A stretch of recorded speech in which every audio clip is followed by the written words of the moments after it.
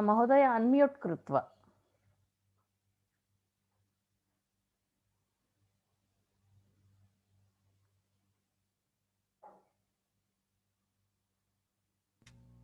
Can you hear me? आम् आं महोदय महोदय? श्रूयते। श्री गुरुभ्यो नमः। ओम वक्रतुंड महाकाय सूर्यकोटि समप्रभ निर्विघ्नं कुरु मे देव सर्वकार्येषु सर्वदा। सरस्वती नमस्तुभ्यं वरदे कामरूपिणी विद्यारंभं करिष्यामि सिद्धिर्भवतु मे सदा। गुरुर्ब्रह्मा गुरुर्विष्णुः गुरुर्देवो महेश्वरः गुरुः साक्षात् परब्रह्म तस्मै श्री गुरवे नमः। पठामि संस्कृतं नित्यं वदामि संस्कृतं सदा ध्यायामि संस्कृतं सम्यक् वन्दे संस्कृतमातरम्। येनाक्षरसमाम्नायम् अधिगम्य महेश्वरात् कृत्स्नं व्याकरणं प्रोक्तं तस्मै पाणिनये नमः। वाक्यकारं वररुचिं भाष्यकारं पतञ्जलिं पाणिनिं सूत्रकारं च प्रणतोऽस्मि मुनित्रयम्। वागर्ताविव सम्पृक्तौ वागर्तप्रतिपत्तये जगतः पितरौ वन्दे पार्वती परमेश्वरौ। ज्ञानानन्दमयं देवं निर्मलस्फटिकाकृतिम् आधारं सर्वविद्यानां हयग्रीवम् उपास्महे।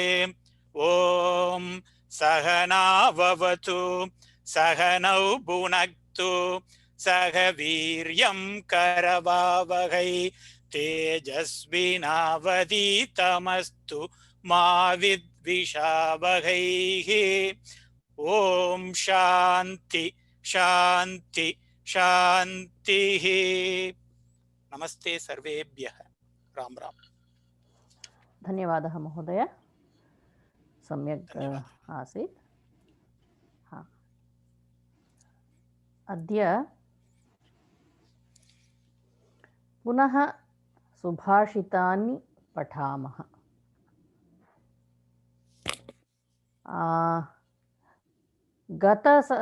गतकक्ष्यायां सुभाषितं पठितवन्तः किल? तस्मिन् किञ्चित् सन्देहः अस्ति वा?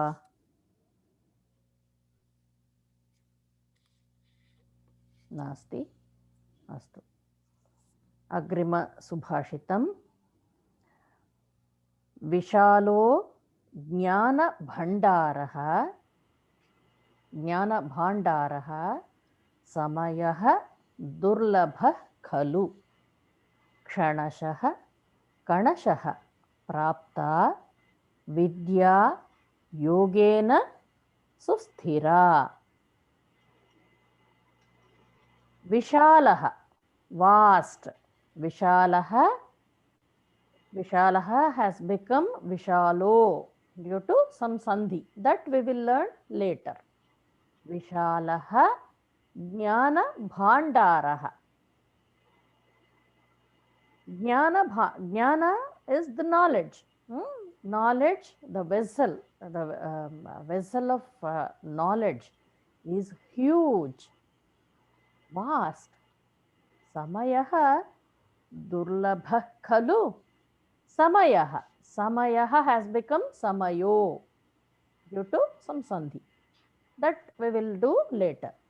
So samayah durlabha khalu. Time is very limited and it's impossible to learn everything in this short span of life. अतः क्षणशः कणशः प्राप्ता. Kshanashaha. Every moment, moment by moment. Kanashaha. Little by little. Prapta Vidya. The knowledge which is acquired with each and every minute and each and every step in acquiring that knowledge. And also Vidya Yogena Susthira. That knowledge becomes strong with continuous practice. It is not that today we learn, tomorrow we forget. If we learn something, it is to be implemented and it should be practiced well. Yogaha ityukte kim? Yogaha is yujyate anena iti yogaha, they say. It is like union. You with that knowledge, you become one. You merge with that knowledge. That kind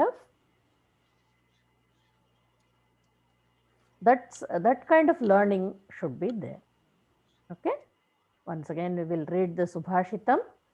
Vishalo jnana bhandaraha samayo durlabha khalu kshanashaha kanashaha prapta vidya yogena susthira. Avagatam va? Khalu is Khalu, isn't it? True. Isn't it? Oh, isn't it? Okay. And what is susthira? So sthira is Stable. Stable. Stable is the right word? Stable or it is permanent, like that. Okay, right. That's more appropriate word. Reinforced, getting reinforced. Bhavati priya khalu. Are you? You are priya, isn't it? Like that. Khalu. Bhavan Ganeshah khalu. Like that. Astu. Agrimaha. This I think you people can do. This is very easy. Anybody would like to volunteer? I will do it. Mahodaya. Haraprasad Mahodaya. Okay. Nasti vidya samam chakshu nasti satyam samam tapaha. Satya samam.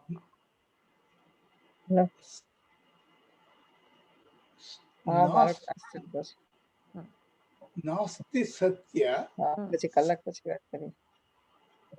I'm sorry. Continue. Samam tapaha. Nasti raga samam dukkam. Nasti tyaga samam sukham. Nasti vidya.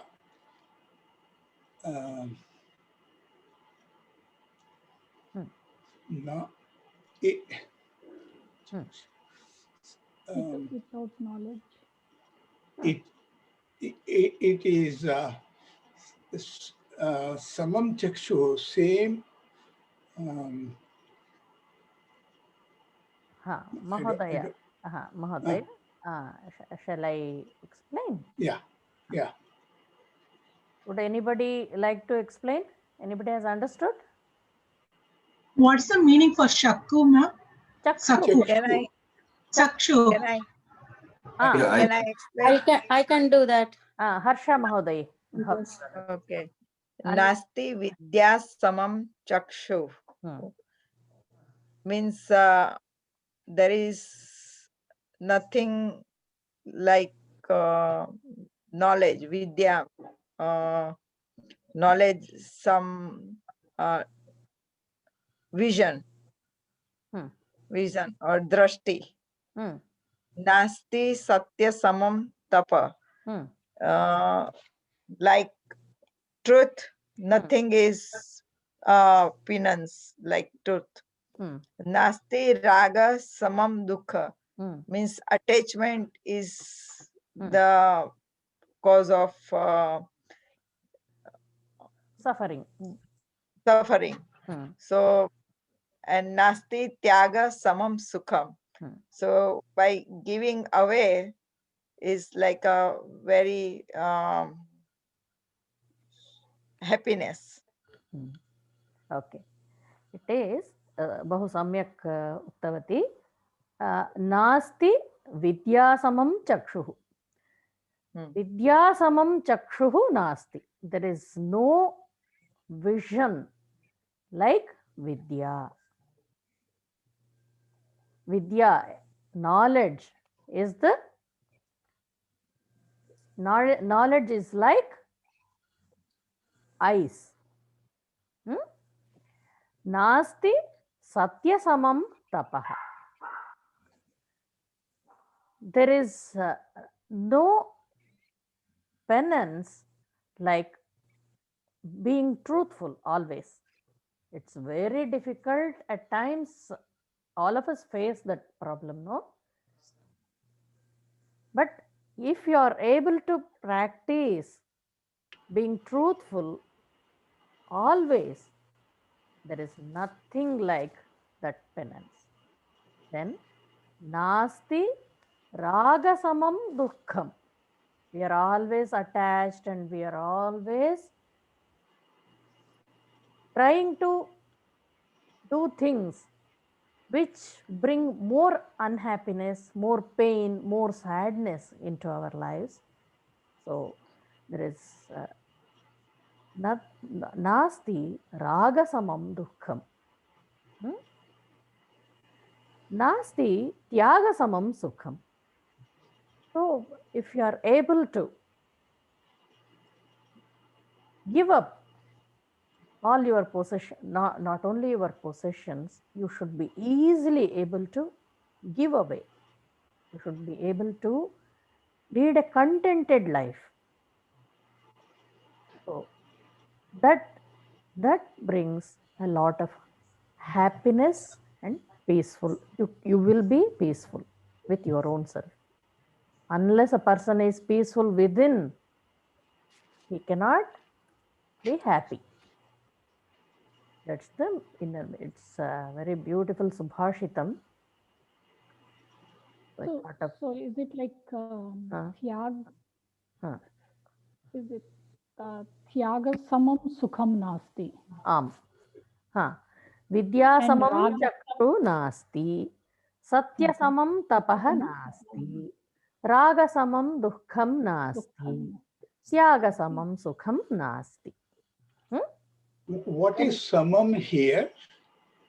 There is nothing equal. Parallel. Nothing equal. Samam is equal. Yeah. Okay. Avagatam?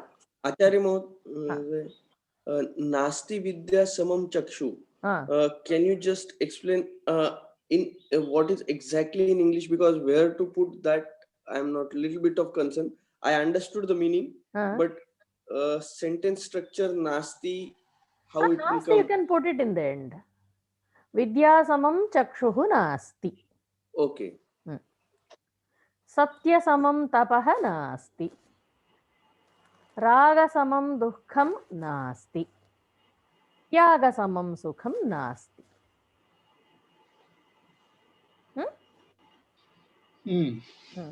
And if you notice here, Vidya Trilingam asti. Then Dukkham, Sukham, they are all Napumsakalinga Shabdas. Astu. Agrimaha Putra iti Vishayam Punaha Charcham Kurmaha. How come you didn't give the English translation for that? I thought you have become experts in understanding this. So I didn't. Okay. All right. You have to write on your own. Okay. महाविष्णुः कुत्र अस्ति? क्षीरसागरे अस्ति। क्षीरसागरे अस्ति। सो everybody one by one क्रमेण गच्छामः। प्रथमम् अळगप्पन् महोदयः एव। अळगप्पन् महोदय वदतु।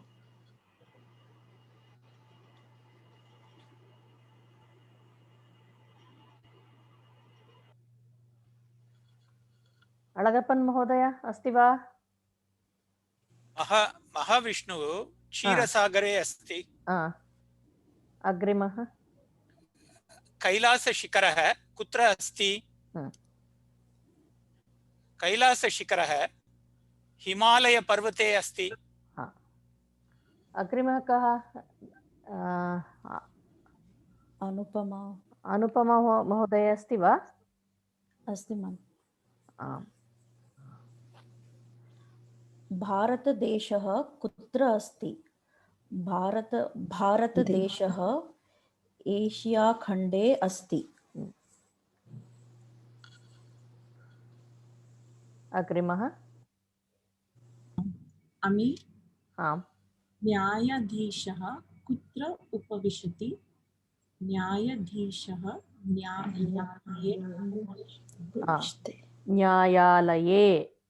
सो तत्र कुत्र इति प्रश्ने उत्तरमस्ति न्यायालये, हिमालये, एशियाखण्डे। अग्रिमः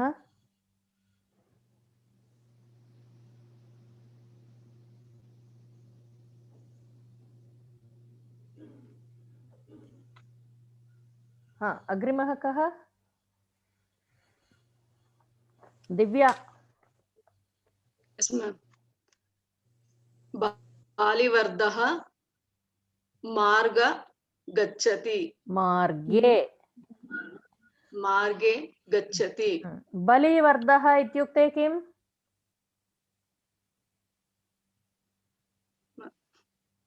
bullock cart. Bull.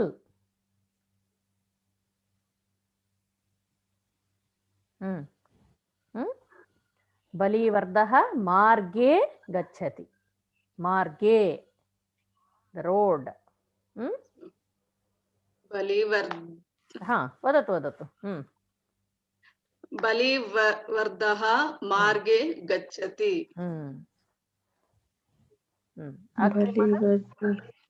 Ganesh. कमलानि Kasare सन्ति। कमलानि कुत्र सन्ति? कासारे सन्ति। Kasare. Is Kasare the pond? Pond. Pond, lake you can say. Lake. I want to go back to that Balivardha. How is that word coined? Balivardha? Balivardha eva.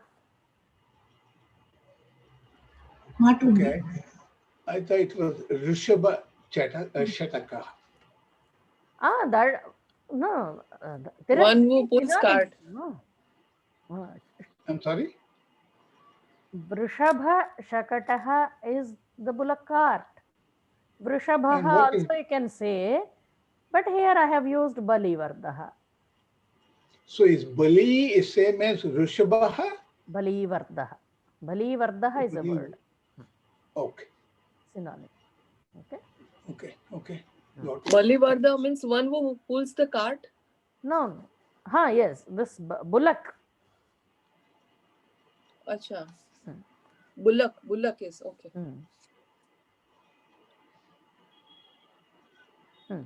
Kamalani kasare santi.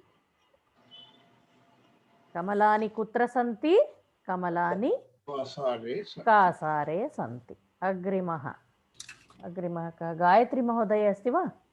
हंसाः कुत्र चरन्ति? हंसाः ताडागे तरन्ति तडागे तडागे sorry हंसाः तडागे तरन्ति in the pond, they swim in the pond. Swans swim in the pond. अस्तु वा? अग्रिमः कः? अहं पुस्तकानि स्यूते पुस्तकानि कुत्र सन्ति? पुस्तकानि स्यूते सन्ति. पुस्तकानि स्यूते सन्ति. अग्रिमः सैनिकाः कुत्रे रक्षन्ति. कुत्र सैनिकाः कुत्र रक्षन्ति? सैनिकाः सीमान्ते रक्षन्ति. सैनिकाः सीमान्ते border. Border. What does it mean? Simante? Border. Pardon? Border. सीमायाः अन्तः.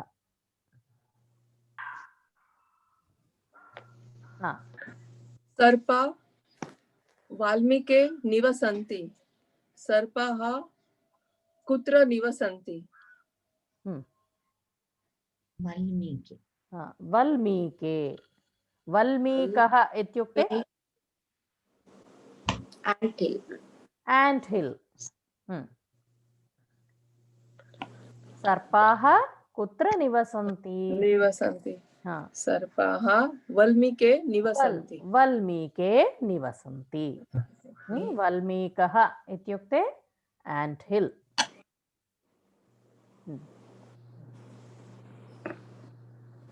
अग्रिमः कल्पना महोदय वा? शुकाः कुत्र उपविशन्ति? शुकाः वृक्षे उपविशन्ति. शुकाः वृक्षे उपविशन्ति.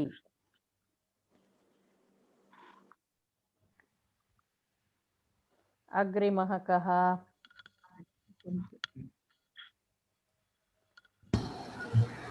माधवी महोदय वा?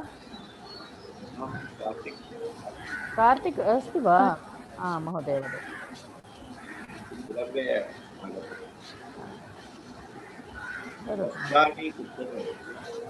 वस्त्राणि उद्बन्धके सन्ति. वस्त्राणि उद्बन्धके सन्ति. उद्बन्धकः इत्युक्ते किम्? हैंगर. Cloth hanger. उद्बन्धक.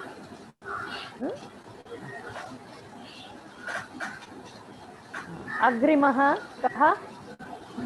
महोदय एवरीवन हैज टू म्यूट. यस.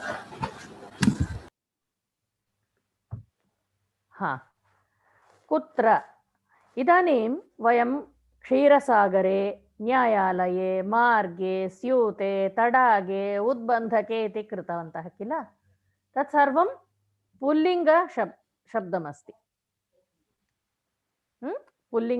पुल्लिङ्गे क्षीरसागरे, न्यायालये, मार्गे, स्यूते, तडागे, आसन्दे, चषके, चमसे, स्यूते. एवम् अवगतम्? पुल्लिङ्गे एवं कुत्र इति प्रश्नस्य समाधानं भवति ये इति वक्तव्यं. मार्गे, स्यूते, षटके. इदानीम्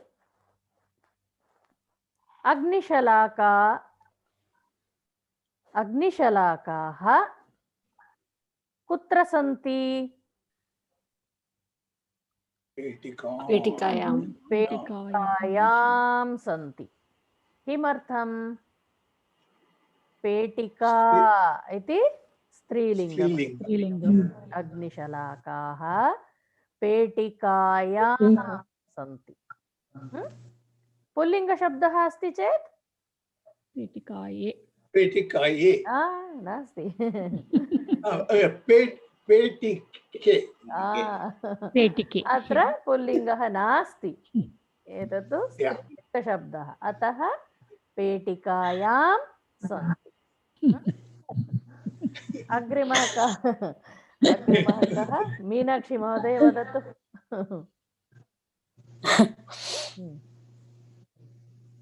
पुस्तकानि कुत्र सन्ति? पुस्तकानि उत्पीठिकायां सन्ति। पुस्तकानि उत्पीठिकायाम्।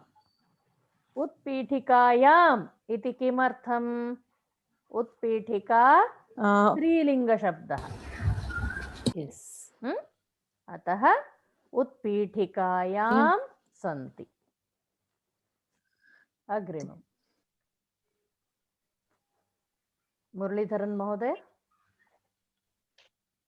शिशुः कुत्र निद्राति? निद्राति। शिशुः कुत्र निद्राति? शिशुः दोलायां निद्राति। शिशुः दोलायां। सर्वे म्यूट् कुर्वन्तु कृपया। शिशुः दोलायां निद्राति। दोला, दोला इत्युक्ते किम्? क्रेडल्। क्राडल् or swing. स्विङ्ग्, स्विङ्ग् क्राडल् सर्वं। दोला इति स्त्रीलिङ्गशब्दः, अतः शिशुः दोलायां निद्राति। इदानीं किं किं पठितवन्तः स्त्रीलिङ्गे? अग्निपेटिकायां, तदनन्तरं उत्पीठिकायां दोलायां। एवम्। अग्रिमः कः? निर्मल। निर्मल महोदय वदतु। बालकाः वर्षायाम् आर्द्रा भवन्ति। बालकाः कुत्र आर्द्रा भवन्ति? बालकाः वर्षायां, वर्षा in the rain. They enjoy, kids enjoy, no? Playing in the rain, getting wet in the rain. बालकाः वर्षायाम् आर्द्रा भवन्ति। अग्रिमः wet. Can you please help with the question for the earlier sentence? बालकाः कुत्र आर्द्रा भवन्ति?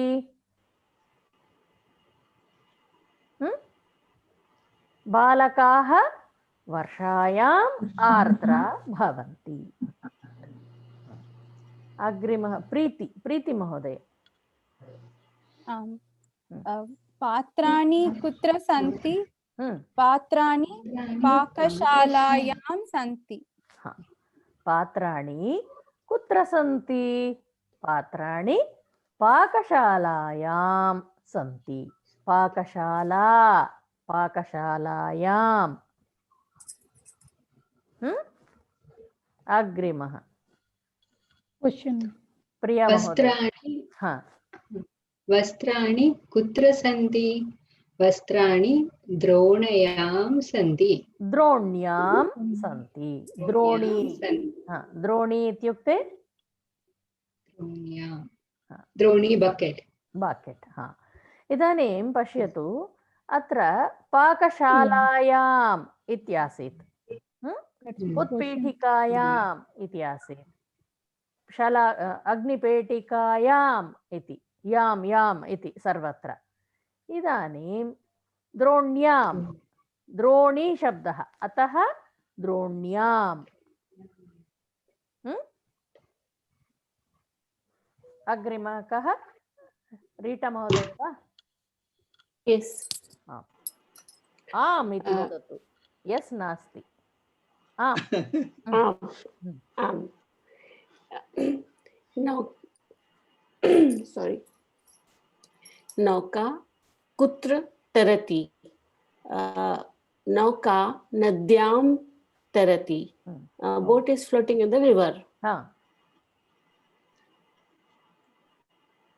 नद्या अत्र नद्यां द्रोणी नदी कूपी कूप्यां जलं कुत्र अस्ति जलं कूप्यां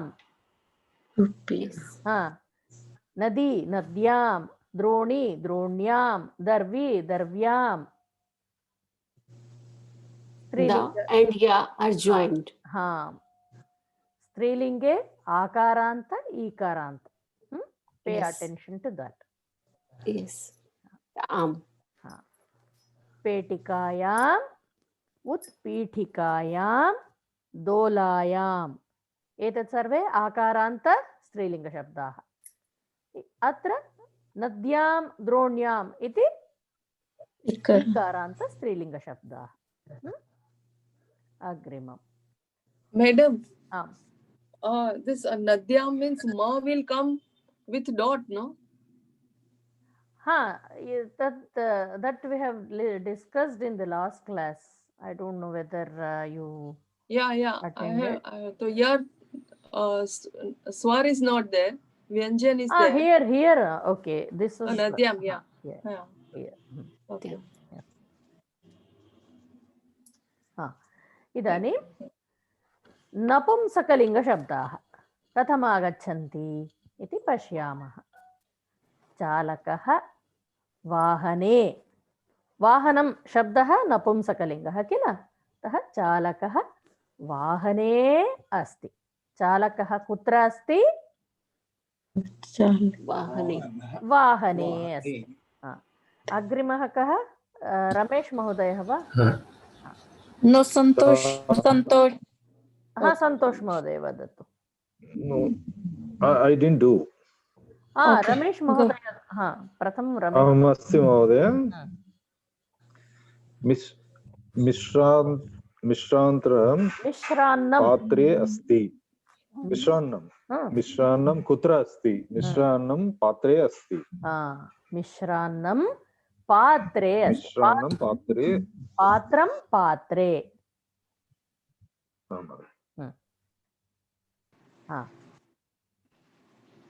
संतोष महोदय वदतु No, I will do.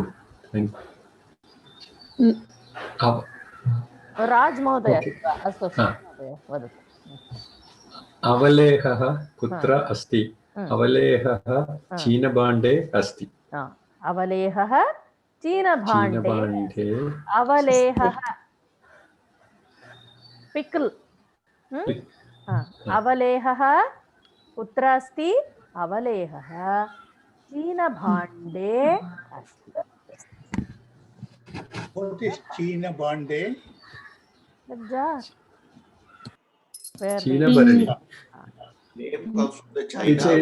It's a clay pot, Chinese clay pot. Yes. We regularly store pickles in the pickles, yes. It is same as karandika. No, I don't think so. Karandakah is a basket. Here, specifically for this, China bhandaha ityukte, this is ceramic, what you call, I think this is called Indian ceramic. Yes. Chini mitti, we call it chini mitti. Gold Chinese. I think all over India we store pickles. Yeah. Yes. Chinabarani language. सम्यक् अस्तु इदानीं सन्तोष महोदय वदतु मत्स्याः कुत्र सञ्चरन्ति मत्स्याः जले सञ्चरन्ति मत्स्याः कुत्र सञ्चरन्ति मत्स्याः जले सञ्चरन्ति अग्रिमः कः सोनल महोदय वा Is it me? No, it's Sheila. Sukanya it's Sheila. Shall I, ma'am? आम् वदतु। शल कुञ्चिकाः कुत्र सन्ति? कुञ्चिकाः द्वारे ताले सन्ति। द्वारे अथवा ताले। तालः इत्युक्ते पुल्लिङ्गशब्दः, द्वारम् इति नपुंसकलिङ्गः। द्वारे अथवा ताले द्वयमपि साधु। Tala is lock, is it? तालः lock. Can we say dwar tale, like door lock? Dwar tale. No. No, like a door lock at door, like door lock. द्वारतालः वक्तुं शक्यते। अग्रिमः कः?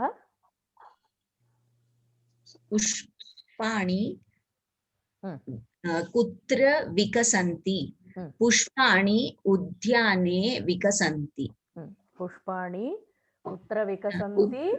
पुष्पाणि उद्याने विकसन्ति। अग्रिमः नर्तकाः सुन्दरी। सुन्दरी महोदय वदतु। नर्तकाः कुत्र नृत्यन्ति? नर्तकाः मन्दिरे नृत्यन्ति। नर्तकाः मन्दिरे, मन्दिरं मन्दिरे। अग्रिमः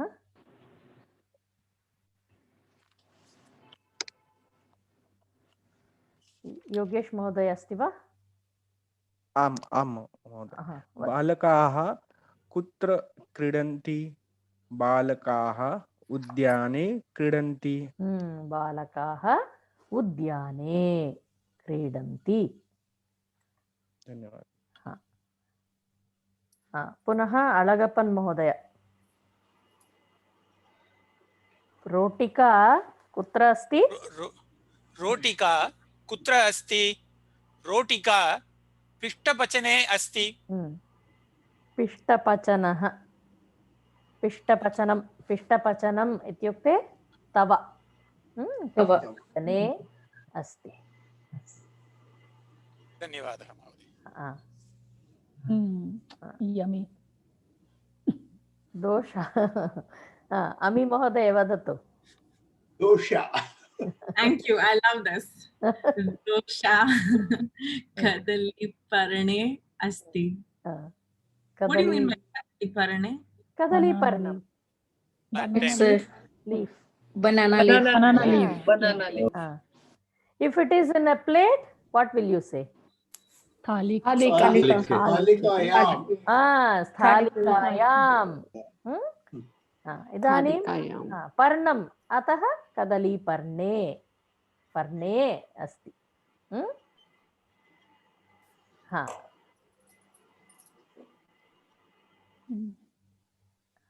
अनुपमा। इड्लयः इण्डल्यः अस्ति। इण्डल्यः पात्रे सन्ति। इण्डल्यः पात्रे सन्ति। इण्डल्यः पात्रे सन्ति। इदानीं वाहने, वाहनं वाहने, पात्रं पात्रे, जलं जले। तालः एतत्तु द्वारं अत्र लेखितव्यं, द्वारमिति लेखितव्यं, द्वारे। उद्यानम् उद्याने।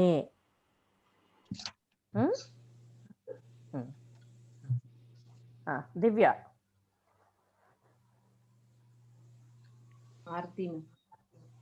आरती महोदय अस्ति वा? वदतु।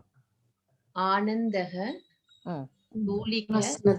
आसन्दः आसन्दः धूलिः अस्ति। तस्य सप्तमी विभक्ति प्रयोगं करोतु। क्षम्यताम्। आसन्दः, धूलिः कुत्र अस्ति?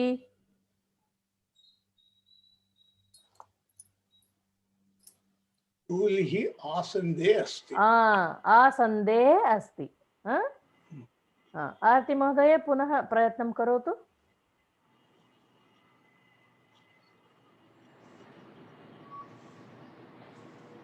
इदानीं वदतु। कपाटिके धूलिः अस्ति।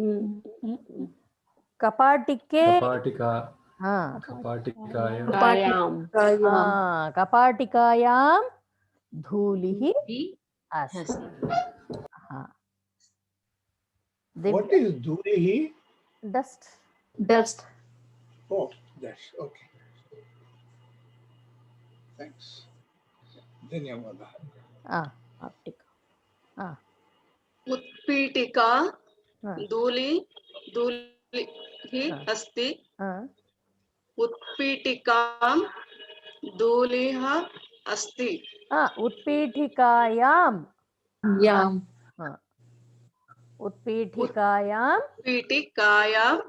धूलिः अस्ति। उत्पीठिकायां धूलिः अस्ति। अत्र द्वितीय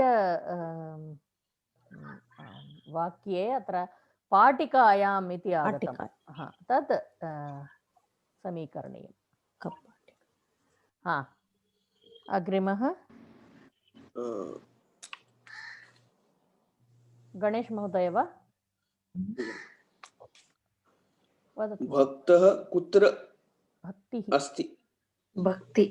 मम भक्तिः कुत्र अस्ति?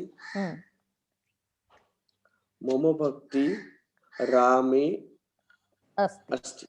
रामे मम भक्तिः अस्ति इत्यपि वक्तुं शक्यते। रामे मम भक्तिः अस्ति, मम भक्तिः रामे अस्ति, तदपि साधु एव।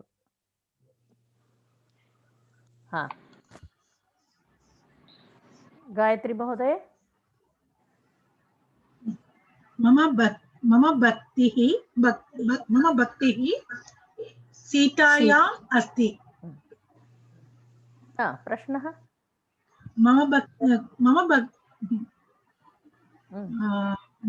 भक्ति कुत्र? मम भक्ति कुत्र अस्ति? I feel it is not right. No, I am reassuring myself. Okay. मम भक्ति कुत्र अस्ति? मम भक्तिः सीतायाम् अस्ति। सीतायाम् अस्ति। हर्ष महोदय।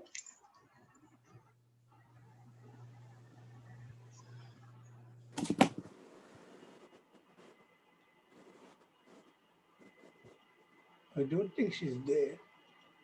हर्ष महोदय नास्ति वा? मम भक्तिः कुत्र अस्ति? मम भक्तिः सरस्वत्यां मम भक्तिः अस्ति। सरस्वत्यां सरस्वत्यां मम भक्तिः अस्ति। हरप्रसाद महोदय। भोजनं कुत्र अस्ति?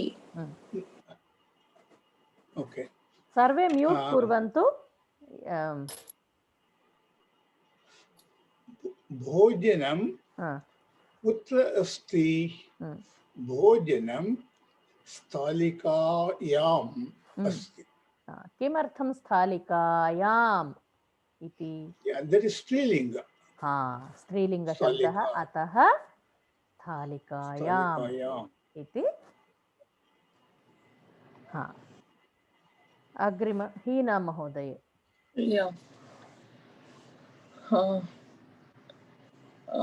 पायसं कुत्र अस्ति? पायसं कुत्र अस्ति? पायसं चषके अस्ति। चषके। पायसं चषके अस्ति। Because it is a pulling. पुल्लिङ्ग शब्दः। सम्यक्। कार्तिक महोदय वा? कल्पना महोदय वा? कल्पना। सिंहं कुत्र गर्जति? सिंहः कुत्र गर्जति? सिंहः वने गर्जति। सिंहः वने, वनं वने, उद्यानम् उद्याने, क्रीडाङ्गणं क्रीडाङ्गणे।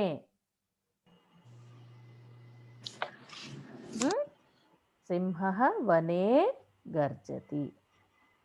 कार्तिक महोदय। तुण्डं कुत्र अस्ति? तुण्डं तुण्डं तुण्डं तुण्डं तुण्डं कुत्र अस्ति? तुण्डं गजे अस्ति। तुण्डम् इत्युक्ते किं महोदय?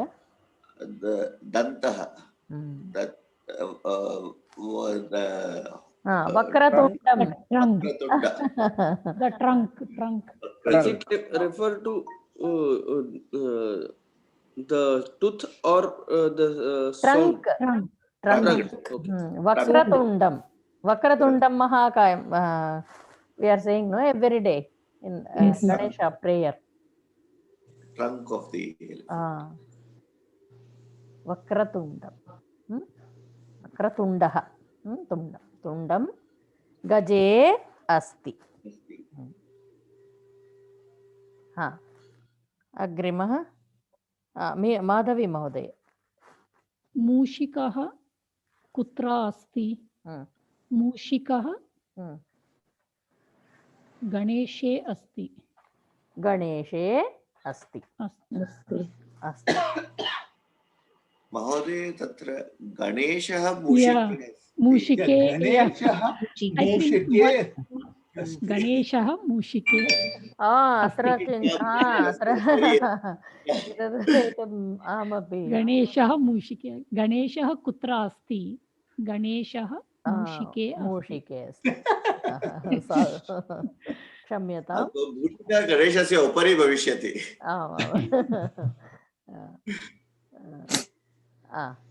So here it means on, right? On. Okay. अग्रिमः का? मीनाक्षी वा? So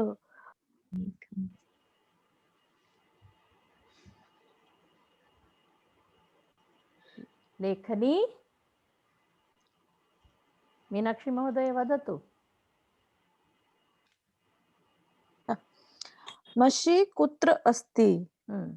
मषि लेखन्याम् अस्ति। लेखन्याम् अस्ति। मषि लेखन्याम् अस्ति।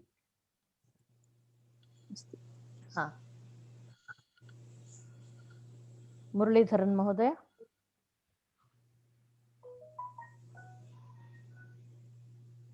मुरलीधरन् महोदय। Nothing is there. I'm not able to see. सूत्रं माला इत्यस्ति, वदतु। सूत्रं माला कुत्र अस्ति? माला सूत्रे अस्ति। अत्र मालायां सूत्रम् अस्ति इति। मालायां सूत्रम् अस्ति। अस्तु। Should it be सूत्रः मालायाम् अस्ति, right? किञ्चित् तथापि वक्तुं शक्यते। इदानीं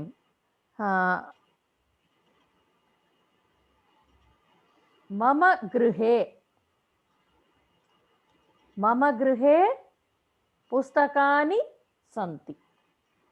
एवं सर्वे एकवारं वक्तुं शक्यते वा? किम् अस्ति? मम हस्ते किम् अस्ति? एवं मम सङ्गणके किम् अस्ति? मम दूरवाण्यां किम् अस्ति? एवं निर्मल महोदय वदतु।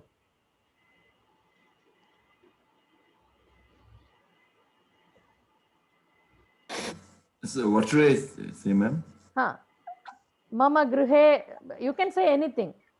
Only you have to use like haste, grihe, patashalayam, like that. Any word you use, but it should be like in or on. Okay. स्यूते किम् अस्ति? मम स्यूते मुद्रा अस्ति। मुद्रा वा? किं मुद्रा? करेन्सी। नाणक। हा, अस्तु। प्रीति महोदय। मम गृहं कुत्र अस्ति? मम गृहं सैन् होसे नगरे अस्ति। हा हा, मम गृहं सैन् होसे नगरे नगरे। प्रिया महोदय।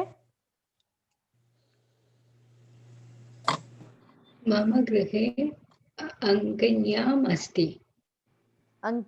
मम गृहे अङ्कन्यः सन्ति अथवा अङ्कनी अस्ति। राज महोदय।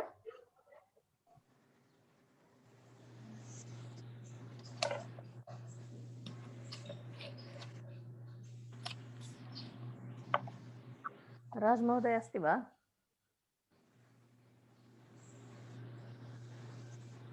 नास्ति इति मन्ये। रमेश महोदय। आसन्दे फलानि सन्ति। आसन्दे फलानि सन्ति। सम्यक्। आसन्दे। हा, तदनन्तरं रीटा महोदय। मम गृहे उत्पीठिकायां किम् अस्ति? मम गृहे उत्पीठिकायां चषकाः सन्ति। चषकः अस्ति। चषकाः सन्ति। सम्यक्। राइट, थैंक यू, धन्यवाद। सोनल संतोष महोदय। यस,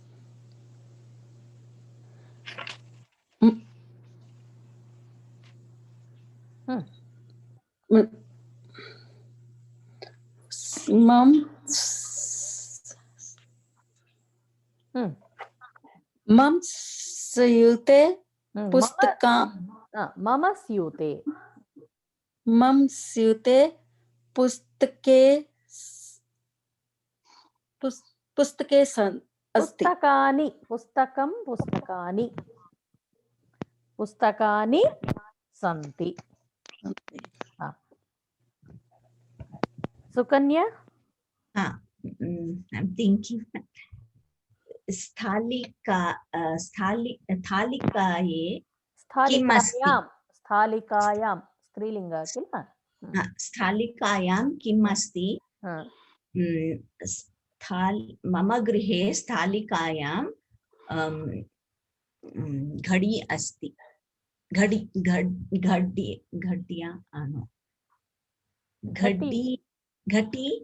घटी वा? घटी, sorry, not घटी, sorry, फलम्। ओके, फलम् अस्ति। सुन्दरी महोदय।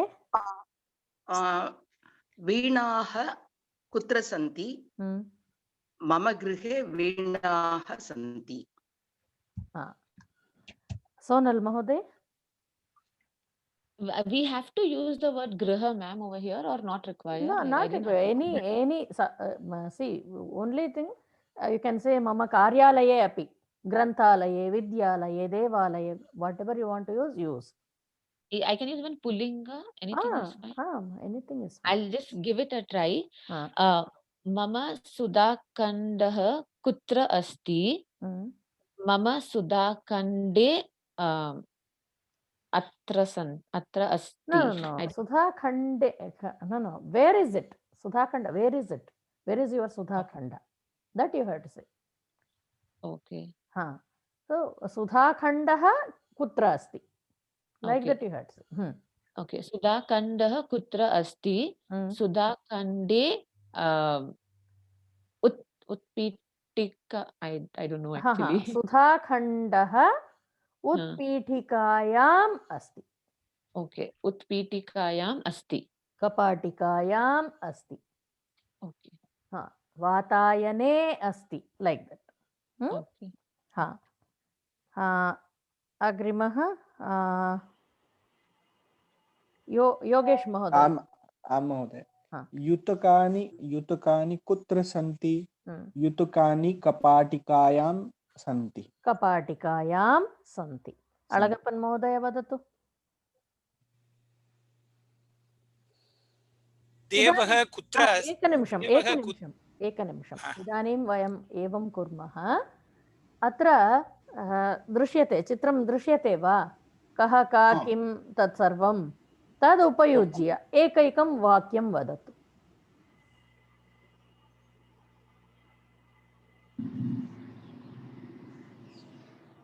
तत्र अन्यत्र सर्वत्र एकैकवाक्यं.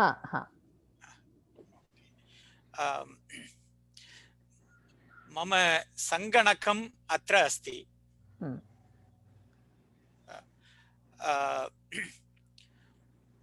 मम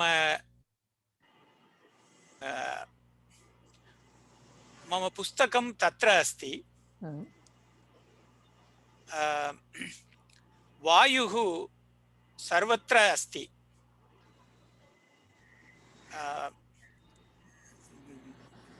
बालकः कुत्र अस्ति? बालकः अन्यत्र अस्ति. इदानीं कदा उपयुज्य? अमी महोदय भवती वदतु, कदा उपयुज्य?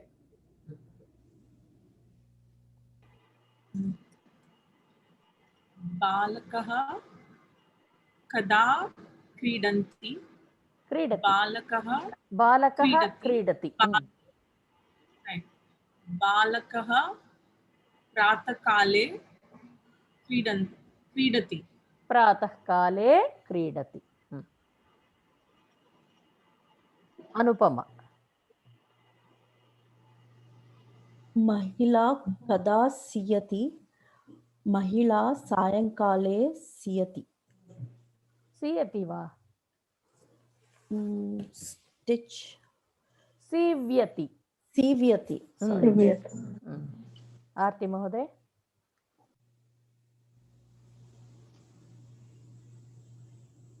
महिला कदा गायति? महिला प्रातःकाले गायति. आम्. इदानीं दिव्या कति उपयुज्य वदतु.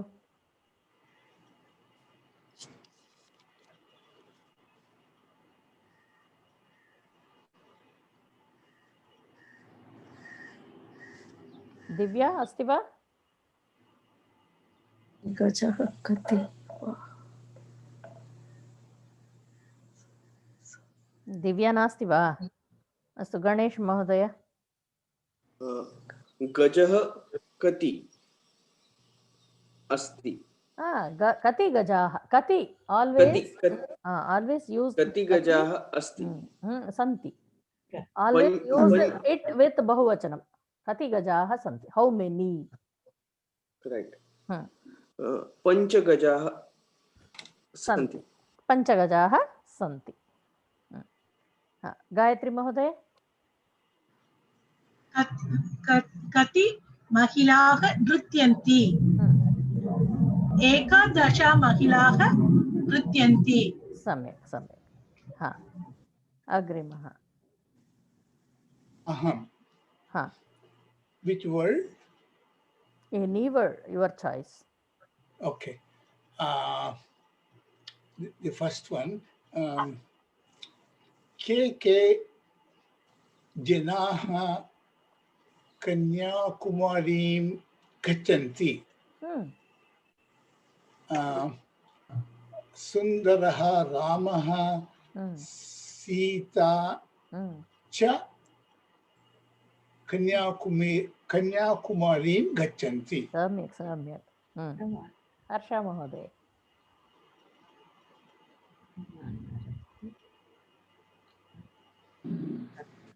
युवकः कति गच्छति? युवकः कति युवकाः गच्छन्ति? कति युवकाः गच्छन्ति? How many you are saying, no? So you should not say gachati. Ekavachanam nasti. Bahuvachanam eva. Okay. How many are going? How many is going? You won't ask, no? How many are going?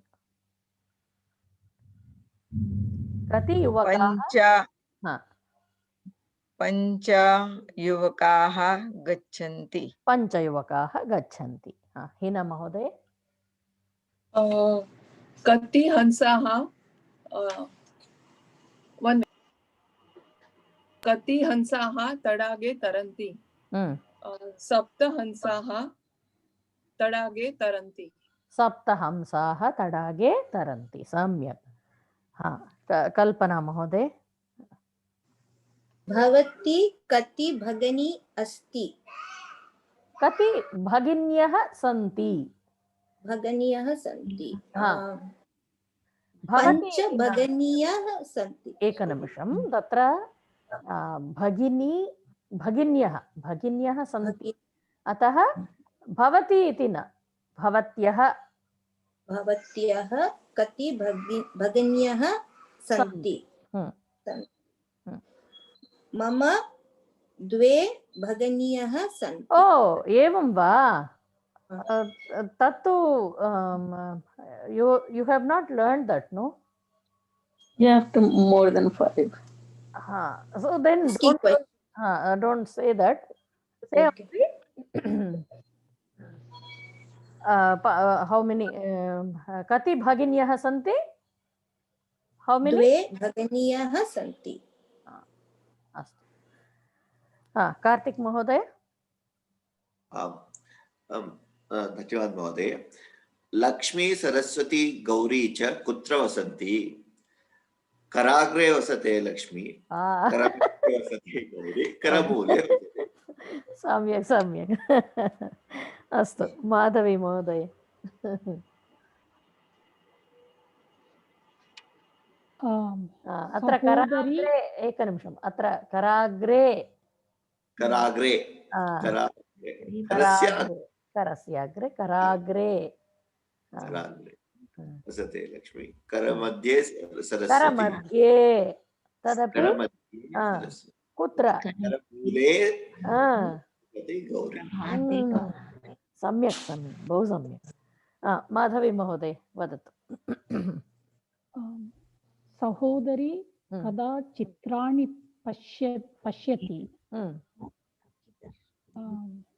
सहोदरी सायंकाले चित्राणि पश्यति कदा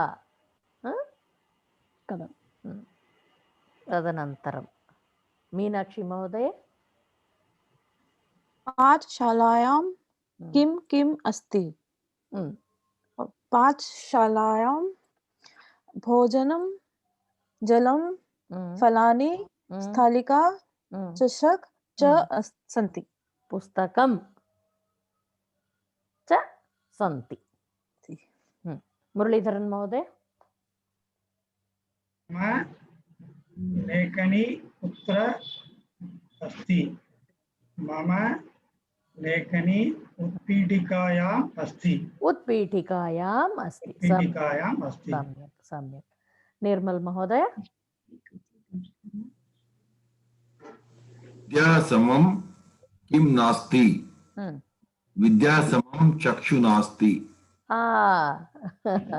विद्यासमं किं नास्ति चक्षु नास्ति प्रीति महोदय अद्य कार्तिक महोदयः अस्ति वा आम् अद्य कार्तिक महोदयः अस्ति अद्य कः नास्ति अद्य तो नास्ति केचन छात्राः न सन्ति अस्तु प्रिया महोदय कति वागेलाः अस्ति एकादश वागेलाः अस्ति वागेलाः इत्युक्ते balloon what is it I have written Vagola. it Vagola okay राज महोदय नास्ति वा अस्मि नाटकं कदा भविष्यति नाटकं परश्वः सायंकाले भविष्यति रमेश महोदय वायुः कुत्र अस्ति वायुः सर्वत्र अस्ति। रीटा महोदय।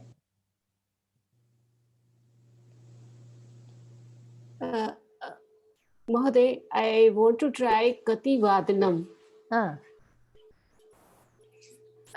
इदानीं कति वादनम्? इदानीं अष्टवादनम्. Is it right? आम्, सम्यगेव। इदानीं समयः कः इत्यपि वक्तुं शक्यते। ओके। इदानीं अष्टवादनम् is right? इदानीम् अष्टवादनम्। Okay, धन्यवाद। Anything else I have to try? Your choice. If you want to try one more sentence, try.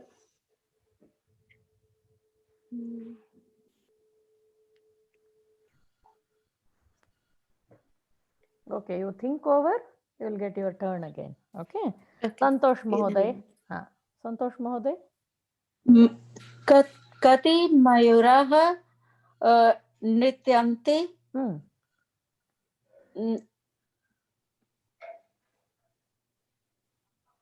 दशः मयूराः दश मयूराः नृत्यन्ति। दश मयूराः नृत्यन्ति। दश मयूराः नृत्यन्ति। सुकन्या। Can I say तत्र कति वानरः अस्ति? वानराः सन्ति. See, when you are using kati, always use bahuvachanam. Okay. Remember that. Okay. So तत्र कति वानराः अस्ति? सन्ति. तत्र अष्टवानराः अस्ति। सन्ति. सन्ति. सन्ति. सन्ति. One more I want to try, madam. Try. महिलाः कदा पचति? महिलाः सायंकाले पचति. महिलाः, you are saying, no? That is bahuvachanam. अतः पचन्ति. पचन्ति. महिलाः पचति इति सम्यक् नास्ति. महिलाः पचन्ति. धन्यवादः। सोनल भवती वदतु महोदय। सुन्दरी महोदय वदतु। भवती कदा पूजयति? अहं प्रातःकाले सायङ्काले च पूजयति। अहं करोमि किल? पूजयति। पूजयामि। पूजयामि। सारी सर, पूजयामि। पूजयति इत्युक्ते somebody else. सोनल महोदय। Sonal question. Ma'am, Kati, you said Kati, always we use Bahuvachanam. But if I ask Kati Vadanam Sanskrit Kakshaha Asti. So there it is okay to use Asti, right? Sanskrit Kakshya Kati Vadane Tatra Samyak Asti. But when you are saying, when you are talking how many about, I understand. How many? Yeah. Then you have to use it in Bahuvachanam. Yeah. Sonalva. So what will be the proper sentence for Sanskrit Kaksha?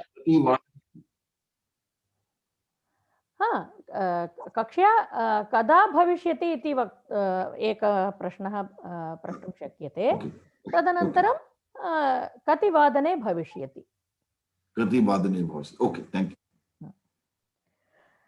अस्तु, Sonal. Okay, I've done that. कति बालकः सन्ति? पञ्चविंशतिः बालकः सन्ति। बालकाः। बालका. Okay, my video went off or something. Okay, balakaah. Then मीनाः कदा तरन्ति? मीनाः सर्वदा तरन्ति। सम्यक्। योगेश महोदय। किं पुस्तकं पठति? संस्कृत भाषायां पुस्तक पठति। संस्कृतभाषायाः संस्कृतपुस्तकं पठति इति अपि वक्तुं शक्यते। अस्तु, actually I had asked group A Ami Mohodaye, तदनन्तरं Alagappan Mohodaya, Anupama, Arti to prepare. We are prepared, Mohoday. सिद्धमस्ति महोदय। सिद्धमस्ति वा? सर्वे सिद्धाः? अस्तु, इदानीं वदन्तु।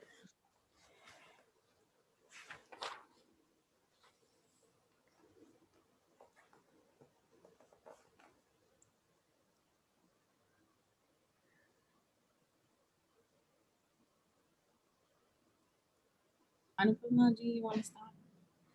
Sure. We prepared a conversation about Sankranti Parvaha. And so I'll play the role of Mata, and there's Ami Mohoday and Alagappan Mohodaya. So it's a conversation between a family of mother, father, and two kids about Makar Sankranti Parva. I am going to be the father, Pita. Anupama ji is the mata, and Alagappan ji is going to be both the kids. Okay, I'll start. Shadvadanam asti, putri putraha cha uttishtantu. पुत्री एकं निमिषं तिष्ठतु। माता अद्य कः पर्वः जानाति वा? पुत्रः अद्य संक्रांति पर्वः अस्ति। पुत्री मकर संक्रांति पर्वणः शुभाशयाः सर्वे। प्रथमम् उत्तिष्ठतु, दन्तवादनं, स्नानं, पूजां च कृत्वा शुभाशयां वदतु। पिता सुप्रभातं सीते, अद्य किं पाकं करोति? अद्य अहं पायसं, गुडस्य मधुरभक्ष्यं च पाकं करोमि। पिता आहा, अहम् इदानीम् एव बुभुक्षितम् अस्मि। शीघ्रं करितुं सीते। आम्, इदानीम् एव करोमि। पिता शीघ्रं सज्जीकृतः आगच्छन्तु। पुत्री च पुत्र अस्तु तात। That's all. सम्यक्, बहु सम्यक् आसीत्। धन्यवादः। उत्तमः प्रयत्नः, अभिनन्दनानि। अग्रिमकक्ष्यायां दिव्या, गायत्री, गणेश मिलित्वा कुर्वन्ति। ओके, अस्तु वा दिव्या? अस्तु अस्तु अस्तु अस्तु महोदय। इदानीं अन्यं हरिप्रिया महोदय, आम् वदतु। I have one small doubt. Can I ask? आम् पृच्छतु। In that exam, you gave a word Sitchika. And in that answer key, it is ish plus e plus ch plus e plus ik plus a. Sitchika. My question is, cha is a samyukta akshārani. Can we use that? शिक्षिका क्ष इत्युक्ते वा?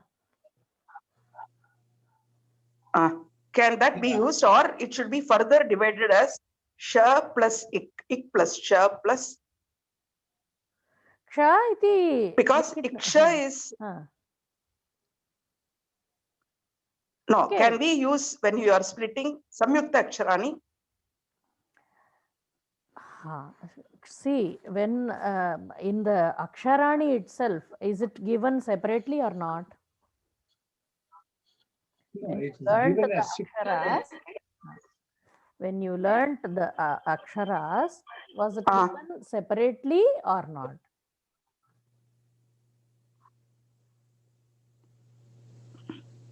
No, I have a doubt in that. Okay. Okay. We will. Because some of the books, you know, it is given as a Samyukta Aksharani. As Iksh plus Ik. So I had this doubt. Okay. Okay. Astu. Actually, it is they write both the ways. One is okay. Like that also they write. So both are correct according to me, because when we see the aksharas, ksha is given separately, isn't it? Oh, okay. So it's an exception for ksha. Let me check and then come back to it. Okay. Okay. Dhanyavadah, Mahodaya. Mahodaya, one question, one doubt I have. When we use an ask question, Kati Vadane, then the answer should be Astavadane. Kati Vadanam, Astavadanam, Kati Vadane, then Astavadane. Astavadane. Okay. And one word, what is the meaning of Atitarit? Atitarit. There is a in homework there is one sentence, sadhakaha ripuhu atitarit. The ekvachanam sadhakaha ripum atitarit and bahuvachanam sadhakaha ripun atitarit. Atitarit I could not understand. Okay, let me check and come back to you. Okay. It is atitarati. I think it is cross tarati. Tarati. Wins maybe. Yeah, Let me check this and then come back to you. Okay. Dhanyavad Mahodaya. Astu. Agrimah vishayah asti bhavishyat kalah. Idanim vayam sarve janimah. Pathati pathanti. Tat sarve janimah kila. Idanim patishyati. Balakah patham patishyati. Shvaha. Tomorrow he will study. So when you say tomorrow or day after any time, then you will use patishyati for ekavachanam, patishyanti bahuvachanam. Idanim vakyani vaktum shakyate va? Alagappan Mahodaya.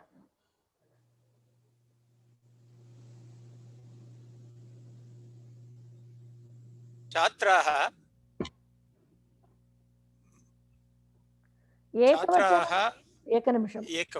एकवचनं बहुवचनं द्वयमपि वक्तव्यम्.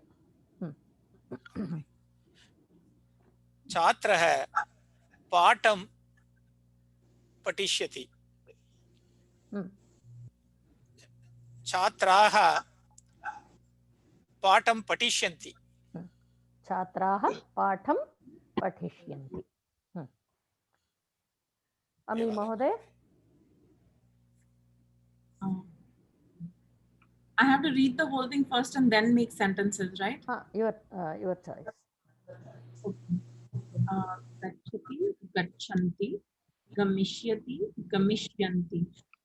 Gajaha, vanam, gamishyati. Gajaha, vane, gamishyanti.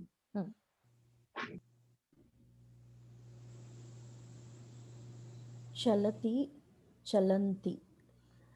Chalishyati, chalishyanti.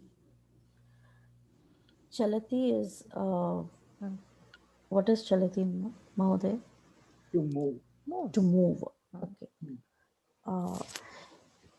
Shishuhu chalishyati.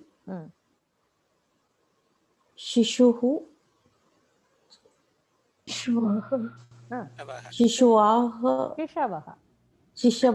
शिशवः चलिष्यन्ति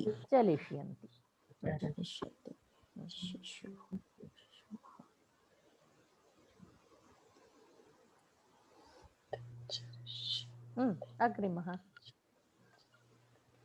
आरती चरति चरति meaning में charati grazing.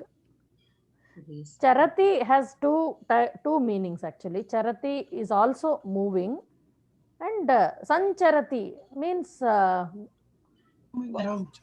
moves. So another meaning is grazes, like cattle grazes like that.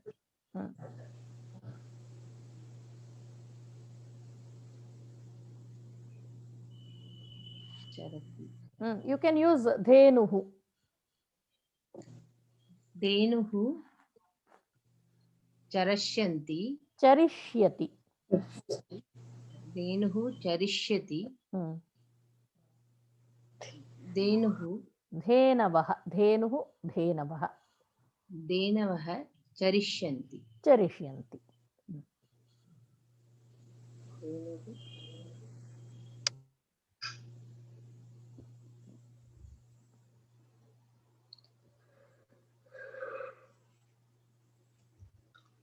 अग्रिमः कः?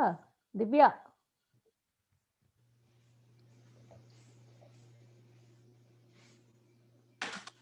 Shall I take it?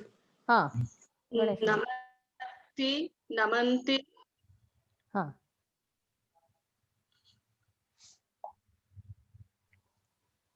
हाँ. नमस्यति. नमस्यति नमस्यन्ति. ನಮಸ್ಕಾರ ಮಾಡೋದು.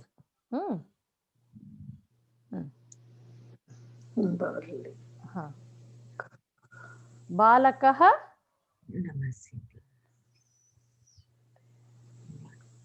बालकः नमति. बालकाः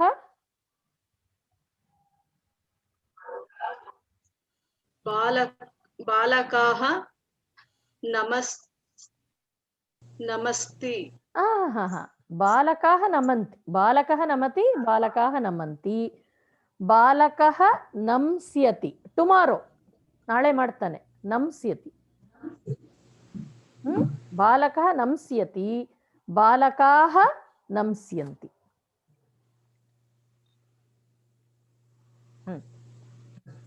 गणेश महोदय.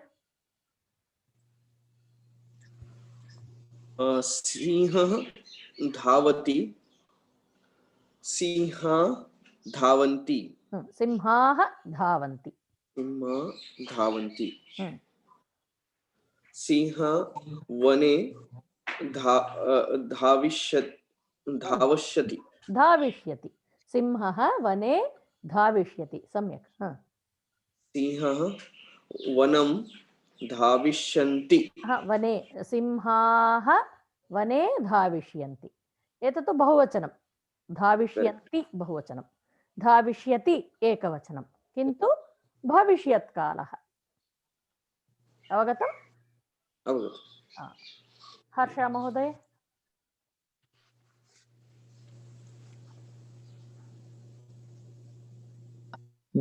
मीनः ताडगे तरति. तडागे तरति. तडागे तरति. मीनाः तडागे तरन्ति. सम्यक्. मीनः तडागे तरिष्यति. मीनाः तडागे तरिष्यन्ति. सम्यक् सम्यक्. गायत्री. गायत्री महोदय. वदतु वदतु. बालकाः कदा क्रीडति? बालकाः परश्वे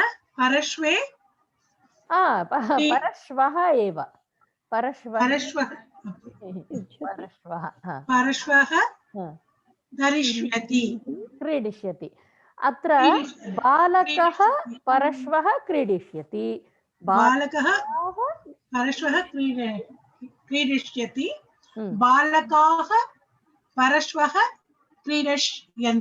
क्रीडिष्यन्ति सम्यक् क्रीडिष्यन्ति सम्यक् उत्तमः प्रयत्नः हरप्रसादः हरप्रसादः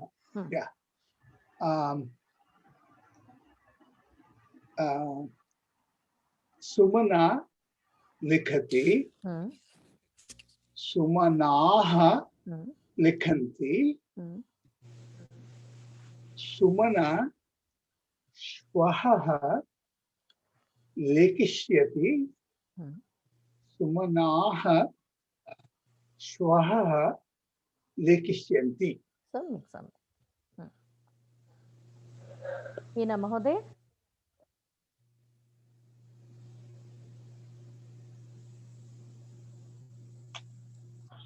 नेक्स्ट वन लेफ्ट अग्रिमः कल्पना महोदय No, I am here. Join. अस्तु अस्तु वदतु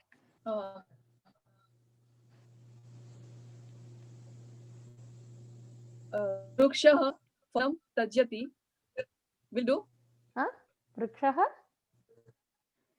फलं वक्तुं शक्यते त्यजति वृक्षाः फलानि त्यजन्ति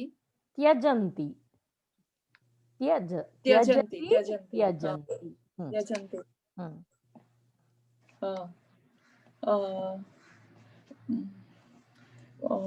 प्रातःकाले सः प्रातःकाले वृक्षः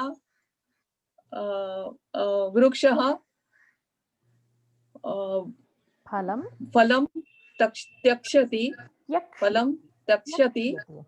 त्यक्षति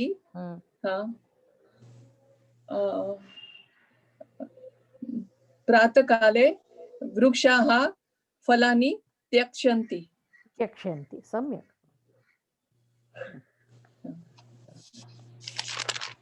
कल्पना महोदय अर्चकः देवं पश्यति अर्चकाः देवं पश्यन्ति अर्चकः सीताः द्रक्ष्यति सीताम् अर्चकाः सीताः द्रक्ष्यन्ति सम्यक् कार्तिक महोदय खादति खादिष्यति खादिष्यन्ति अस्तु वानरः पर्णानि खादति वानराः पर्णानि खादन्ति गजः तृणमूलं खादिष्यति गजाः तृणमूलं खादिष्यन्ति सम्यक्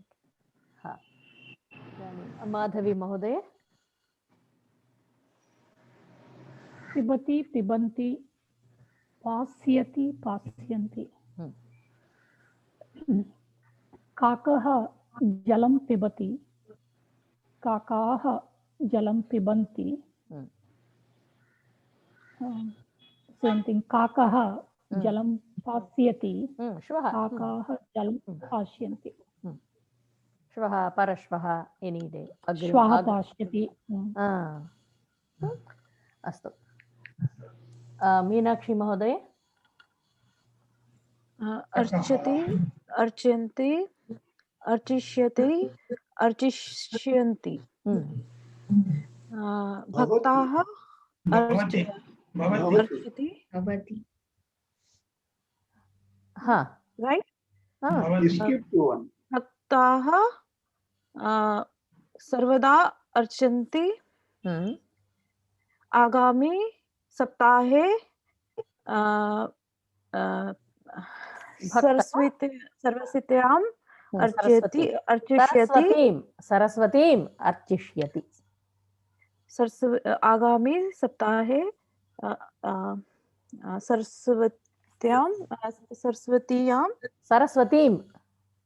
सरस्वतीम् अर्चिष्यति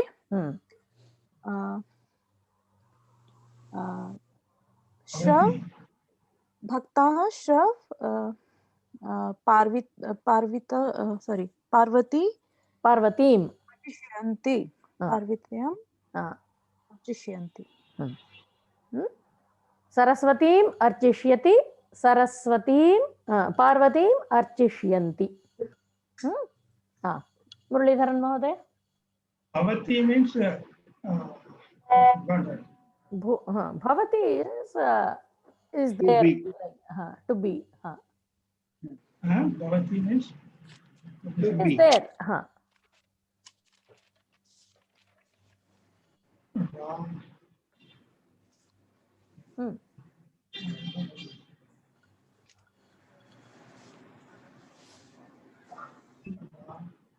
युतकम्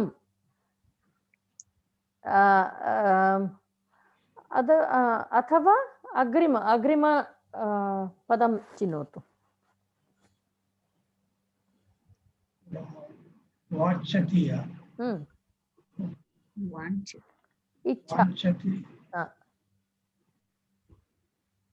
if you want to have some vancha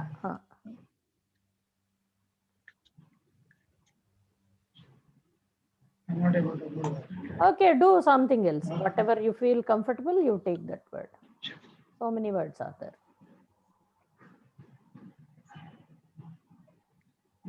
Bhaktaha devah archati. अत्र अर्चति नास्ति अर्जति to earn dhanarjanam we say no so vidyarjanam dhanarjanam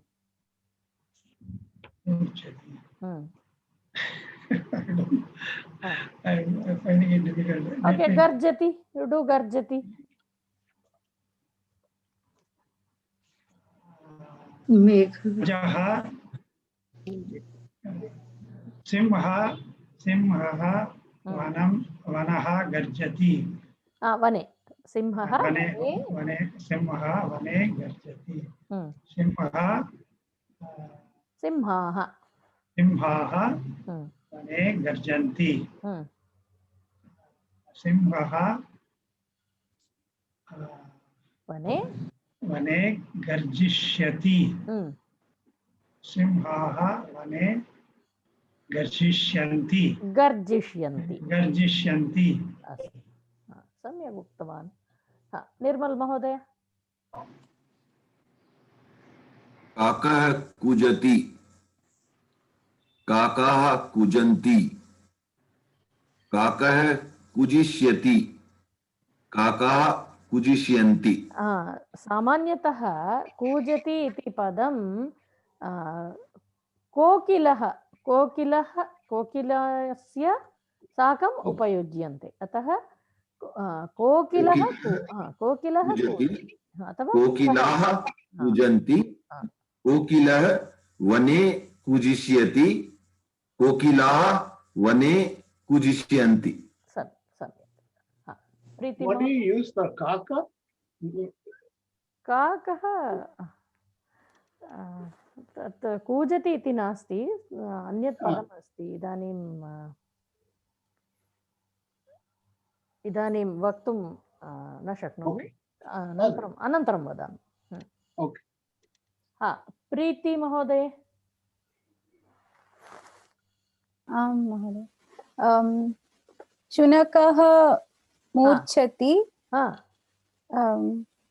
व्याधाः मूर्च्छन्ति शुनकः श्वः शुनकः मूर्छिष्यति परश्वः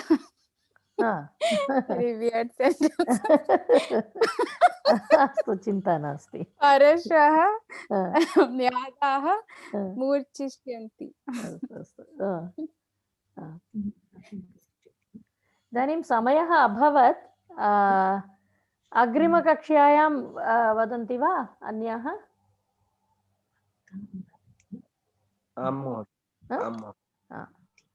अस्तु सर्वे भवन्तु सुखिनः सर्वे सन्तु निरामयाः सर्वे भद्राणि पश्यन्तु मा कश्चित् दुःखभाग् भवेत् ओम शांति शांति शांति।